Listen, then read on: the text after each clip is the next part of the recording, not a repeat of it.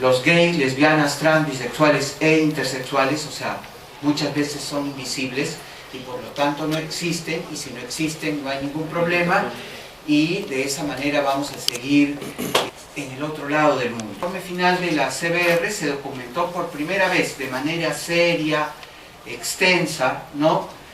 Con mucha criticidad, los crímenes de odio, ¿no? Contra personas trans, travestis, transexuales, transgénero y gays, no sé, seis integrantes del MRTA, ingresó violentamente al bar Las Gardenias en la ciudad de Tarapoto, aprehendiendo a 8 ciudadanos que fueron acusados de delincuencia y colaboración con las Fuerzas Armadas y policiales. Es por este informe que todos los 31 de mayo nosotros celebramos y luchamos contra los crímenes de odio y reconocemos que estas muertes no deben ocurrir más, ¿no?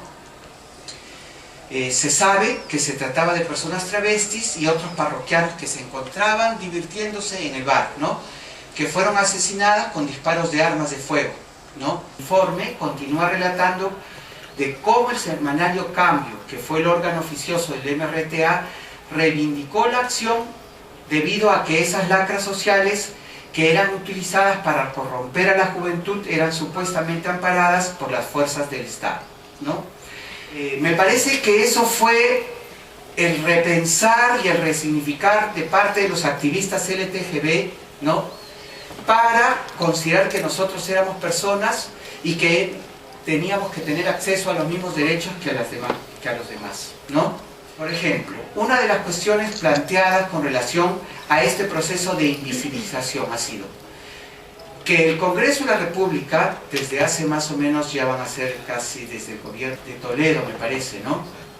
No se ha ratificado la Convención Interamericana de Derechos de los Jóvenes, se querían plantear reservas y con declaraciones interpretativas, como no se aceptó, este proceso fue devuelto a la Comisión de Relaciones Exteriores del Congreso, obviamente que ha sido encarpetado. ¿Qué pasó acá? Que las posiciones conservadoras presionaron, hicieron labor de incidencia política, por ejemplo al Ministerio del Interior, ¿no? Se ha aprobado la ley número 29356 del régimen disciplinario de la Policía Nacional, que genera una mayor discriminación al dar de baja efectivos policiales con otra orientación sexual, ¿no? Con relación, por ejemplo, al Ministerio de la Mujer y Desarrollo Social de esa época, desde el 2009 se ha aprobado el Plan Nacional contra la Violencia hacia la Mujer, ¿no? Pero hasta ahora no se han desarrollado a profundidad, si bien hay inicios, intentos, acciones iniciales, ¿no? Ni estrategias con respecto al componente de orientación sexual en dicho plan, ¿no? Acá hay otra cuestión, con relación al Ministerio de Relaciones Exteriores. El Perú no se ha adherido a la declaración conjunta para poner alto a los actos de violencia y a las violaciones de derechos humanos relacionadas, dirigidos contra personas a causa de su orientación sexual, identidad de género. Y esto está relacionado con las convocatorias que hace Naciones Unidas, ¿ya? ¿Eso qué quiere decir? Que el Perú no firma, porque dice que si firma este documento de Naciones Unidas va a favorecer el matrimonio entre personas del mismo sexo y la adopción de niños entre personas del mismo sexo, ¿no? O sea, ellos solamente piensan que todos los gays, lesbianas, trans y bisexuales van a adoptar niños o se van a casar. Eso es lo único que saben decir, ¿no? Cuando sabemos que eso ni siquiera sucede con todos los heterosexuales, porque además en el Perú sabemos que existe un gran número de personas que son convivientes, ¿no? Y que no se ajustan al matrimonio civil, que sabemos que es un contrato civil entre dos personas, que no tiene nada que ver con la cuestión de creencias religiosas, ¿no? El Perú sí ha aprobado y ha firmado las resoluciones planteadas por la Organización de Estados Americanos sobre derechos humanos, orientación sexual e identidad de género, ¿no? Ahora, hay ordenanzas, ¿no? Muchas de ellas en el Perú hay más de 22 ordenanzas de no discriminación, pero muchas de estas no se han implementado porque no hay una reglamentación, ¿no? y hay ausencia de planes operativos, y tampoco los gobiernos locales, provinciales y regionales no tienen planes operativos para implementar, ni tampoco han realizado campañas de sensibilización. Ahora, ¿cuáles serían mis conclusiones? Que durante todo este periodo, la obligación del Estado peruano de respetar, proteger y promover los derechos humanos de las personas LGB se caracterizó por la incapacidad y la ineficacia. El Estado peruano, aunque posee una normativa en relación con la orientación sexual e identidad de género, no contribuye al goce de estos derechos de manera integral, inalienable y complementaria. El Estado y el gobierno de turno en el Perú tienen la obligación de remitirse y potenciar el cumplimiento de los tres principios: la igualdad, dignidad y la libertad, como base para el respeto de los derechos humanos de todas las personas. Y en el Perú existe claramente una disociación entre la generación y el cumplimiento de una política a nivel internacional para la protección de la población LGB, ¿no?, a nivel nacional, y lo que a nivel nacional se realiza en el ámbito de las políticas públicas. Es importante entender el bullying en general como un poderoso proceso de control social, no un problema entre dos personas. Eso es bien importante, porque normalmente cuando escuchamos el tema de bullying en los medios de comunicación, que es donde más los escuchamos que un niño intentó suicidarse, o un niño intentó estar en el hospital, o cosas por el estilo, porque otros niños lo atacaron o lo maltrataron, etcétera, ¿no? Entonces tendemos a pensar de que el bullying es un asunto entre dos chicos, un chico violento y un chico pacífico o pasivo, digamos, ¿no? Y no es así. Es un tema social que tiene raíces sociales muy, muy, muy intrincadas. Entonces yo creo que eso es lo primero que tenemos que entender. Y es un fenómeno que, como digo, no depende de dos personas, las personas en el conflicto, sino que abarca el conjunto del ambiente social, ¿no? Perjudica el ambiente, el clima afectivo del grupo de pares, es decir, de los escolares, y construye sentidos que dificultan una cultura de paz. Ayuda a construir sentidos que dificultan una cultura de paz. El bullying es la consolidación de un ambiente escolar hostil a la diferencia, porque el bullying se ejerce específicamente hacia quienes son diferentes. Y eso también tiene que quedar claro. No es el chico grande, malo, fuerte contra el chico débil, pobrecito. No es así. Y eso es el mensaje que estamos recibiendo nosotros todos los días. Es porque ese niño que sufría hostigamiento o sufre hostigamiento es diferente de alguna manera a los otros.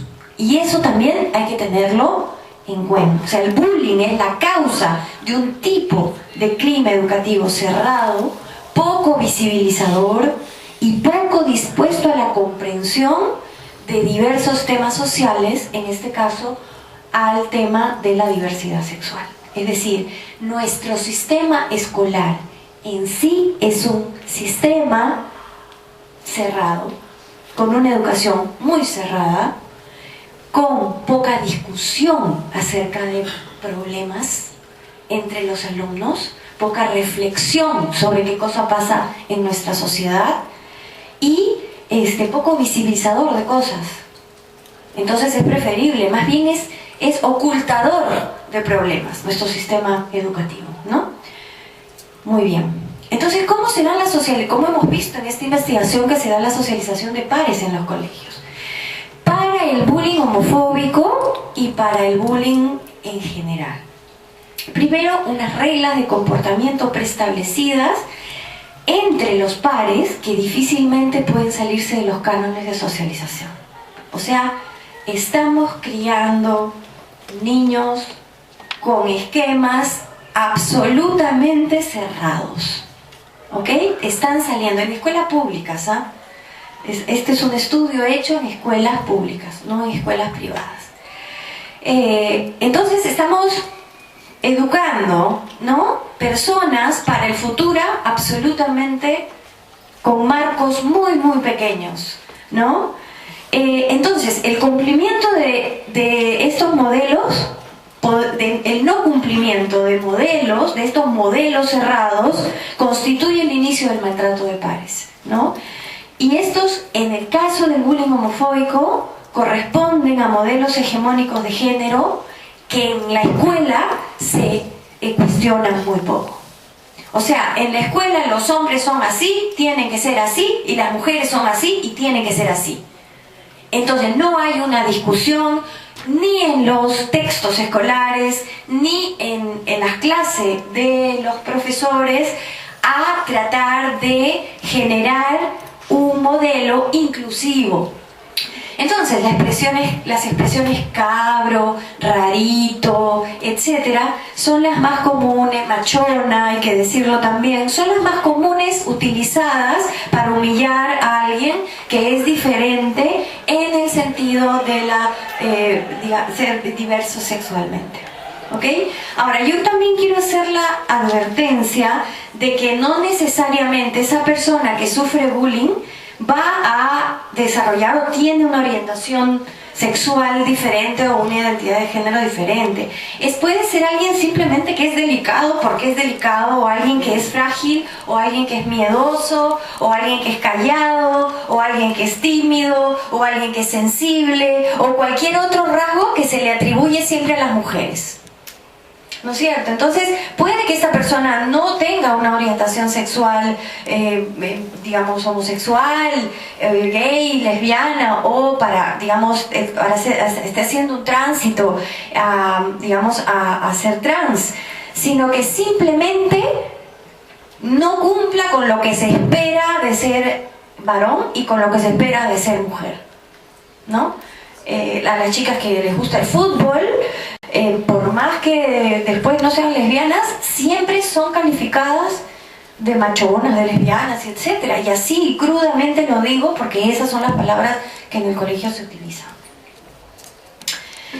Entonces, ¿la escuela qué hace? La escuela con todo esto, ¿qué hace la escuela con el acoso? Lo que quiero decir es que todas estas personas diferentes son acosadas, son maltratadas, son puestas a prueba permanentemente, y de ahí el título, ¿no? Como ir todos los días al matadero. Piensen en este título que engloba lo que siente un muchacho o una muchacha que permanentemente tiene que ir al colegio a sufrir estos maltratos. Una persona que tiene relaciones sexuales por dinero, ¿por qué lo está haciendo? ¿Por placer? ¿Porque no tiene oportunidades laborales? Por ejemplo, el ejemplo claro de la población trans, la población travesti en Lima, de mujeres trans, el porcentaje de personas que tienen educación superior o secundaria pasa, sumado a las dos, es alrededor del 65%, lo cual es relativamente alto, ¿no? Incluso más alto que la población gay en algunos sectores, que mujeres, bastante más alto que mujeres. Sin embargo, cuando examinas las opciones de trabajo, a qué se dedican para generar ingresos, el 60% hace trabajo sexual y el 30% peluquería, ¿no? Entonces, ese estereotipo de las travestis son peluqueras o prostitutas termina siendo verdad porque no tienen oportunidades laborales. Entonces, obviamente, esas personas se ven empujadas a la práctica del comercio sexual para recibir ingresos, por ende van a tener más exposición a enfermedades de transmisión sexual. Esto no se está tratando cuando tú aplicas una política que es solo sanitaria, que es toma condones, toma tu carné, ven a tus controles cada mes, ¿no? Y eso, al final de cuentas, es un pequeño parche, pero que no aborda el fondo del problema, ¿no? Que termina siendo la exclusión, que termina siendo el acceso a un montón de servicios. ¿Qué fue lo positivo de esta posición sanitaria, de alguna forma? Y por eso nosotros hablamos un poco desde la academia y hablamos desde los que contribuyen a la generación de políticas públicas, porque los movimientos sociales, los colectivos LGBT vienen trabajando desde muchos años, tienen historia, tienen memoria, tienen personajes, tienen toda una construcción cultural que se mantiene al margen, ¿no? Tan al margen como se mantienen al margen de las políticas públicas. Entonces, pero sin embargo, en este nivel sanitario, en este nivel de VIH, de alguna forma, por lo menos en el espacio de salud o en pequeños espacios, posicionó a estos colectivos, ¿no? En el caso de la población trans, por ejemplo, le sirvió como plataforma para poder plantear sus demandas específicas. ¿Por qué? Porque en el discurso de salud la población trans no existía. Eran parte de estos hombres que tienen sexo con hombres, a pesar que la identidad de género es femenina, ¿no? Por ende, la categoría de hombre es una negación de quienes son como personas, ¿no? Sí, entonces, desde este grupo, desde este colectivo de VIH, desde esta respuesta al VIH, que además por financiamiento, por lo que se aprendía de los movimientos sociales internacionales, permitió la participación de la sociedad civil, también permitió que algunos colectivos de estas minorías sexuales, de este LGTBI, que ya también termina siendo una etiqueta, ¿no? Hay que ponerse a pensar qué estamos agrupando, ¿no? Porque como tú dices, por ejemplo, HCH es una categoría que felizmente ya se desterró. Lo que tendría que venir ahora es un enfoque de derechos, el enfoque del derecho a la salud, no de la cobertura de la enfermedad, sino del derecho a la salud entendida como el bienestar de la persona. Bienestar mental, bienestar físico, bienestar espiritual, bienestar social para poder desarrollar tus posibilidades, ¿no? Y este enfoque tendría que incluir, por ejemplo, el derecho a la identidad de género, la protección a la violencia, por ejemplo, en los crímenes de odio, la protección a la discriminación, la legalidad de la formación de una pareja del mismo sexo con la persona a la que quieres, ¿no? Y eso lo saben las personas que quieren que esto pase, pero también lo saben las personas que quieren que esto no pase, ¿no? Entonces empieza una lucha política por estar en la memoria y estar en el colectivo. Y eso es lo que nosotros tenemos que entender. O sea, esta no es solo una lucha de minorías, es una lucha de minorías que la viene emprendiendo desde hace bastante tiempo, pero que solo no va a poder porque es una minoría, eso está claro, ¿no? Entonces, por ejemplo, ¿quiénes son representantes de que esto no quieren que suceda? De esta exclusión sistemática, por ejemplo, en las políticas públicas. Tienes, obviamente, desde los grupos organizados, desde los lobbies evangélicos, Opus Dei, de los ultracatólicos, ¿no? de los fondos que vienen de Estados Unidos, que se mueven, que tienen identificados sus congresistas y que están presionando. Pero también tienes a la persona que no termina de entender qué cosa es ser gay, qué cosa es ser trans, qué cosa es ser lesbiana, qué significa la diversidad sexual y que no lo acepta como parte de la sociedad y que por ende no sanciona esta exclusión sistemática. No te asombra, no te causa rechazo, no te causa, para usar una palabra que está bastante de moda, indignación. Entonces permites que pase. O sea, la exclusión de la población LGBT del plan de derechos humanos es una vergüenza, pues. Los planes de derechos humanos están hechos para proteger a las minorías. O sea, es como que hagas una ley de consulta que no incluye la palabra indígena, que lo están haciendo. Eso es una vergüenza, pues. O sea, es una burla, ¿no? Es el gobierno de la inclusión, el Perú que avanza, seamos una sociedad políticamente correcta, todo de la boca para afuera. Porque a la hora de actuar, la gente no tiene incorporado, o sea, todos los ejemplos que ha dado Manolo, a nivel municipal, a nivel nacional, a nivel congresal, a nivel de ministerios, no ocurren porque simplemente la gente no tiene incorporado ese esquema mental. Yo no creo, o sea, yo sí creo que los ultraconservadores existen y tienen su misión, pero son una minoría también. Pero todo el resto pecamos por omisión, por indiferencia, por decir, y terminamos siendo cómplices. Mientras la población LGBT, mientras las minorías no sean parte de nuestra memoria colectiva, no van a existir.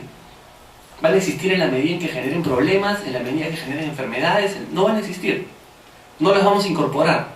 Y ese es un ejercicio que tenemos que hacer todos, ¿no? Y no solo con las minorías sexuales, con la diversidad cultural, con la diversidad racial, o sea, es abrir mente de verdad.